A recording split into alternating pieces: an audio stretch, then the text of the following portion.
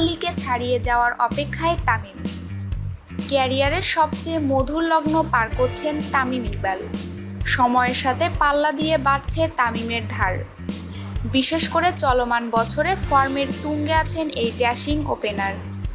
এখন পর্যন্ত ৯ ম্যাচের ৮ ইনিংসে তামিমের ব্যাট থেকে এসেছে ৫৫৩ রান, রয়েছে ২টি শতক আর ৩টি অর্ধশতক, যেখানে তামিমের ব্যাটিং গড় ৭৯।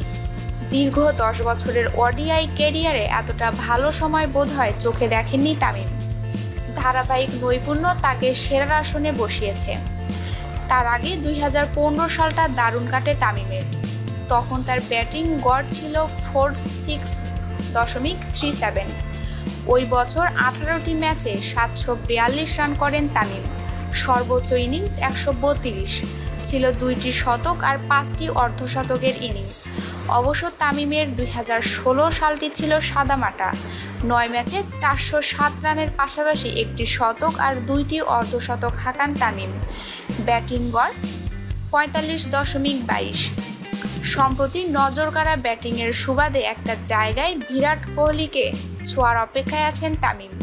এবছর অদ্যাবধি ৪টি ওয়ানডে খেলেছেন ভারতীয় দলনেতা। রান করেছেন ২৬৬, রয়েছে একটি শতক আর ২টি অর্ধশতক।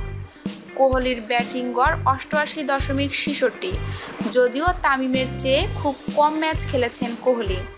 ব্যাটিং গড়ের দিক থেকে কোহলিকে ছোঁয়ার জন্য অপেক্ষা করতে হলেও ওয়ানডের নাম্বার ১ ব্যাটসম্যান ওভিডি ভিলিয়ার্সকে ঠিকই পেছনে ফেলেছেন তামিম। এখন পর্যন্ত চলমান বছরে ২৪ ম্যাচে ৫৬১ রান করেছেন ভিলিয়ার্স।